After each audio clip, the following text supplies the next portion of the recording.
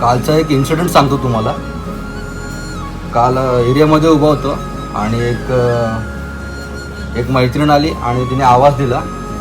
Just विचारलं की सुट्टी वगैरे आहे का तुला, आज संडे आहे तर जॉबवरून वगैरे. तर मी पण तिला विचारलं तू कुठे गेली होतीस. तर ती म्हणाली की मी हॉस्पिटलला होती, 2 दिवस झाले. तर विचारलं मग तब्येत वगैरे कशी आहे तुझी. तर त्याच्यानंतर ती म्हणाली की आहे आता तब्येत वगैरे ठीक आहे, पण आता 4 दिवस झाले, आज भाऊ माझा ॲडमिट आहे करून.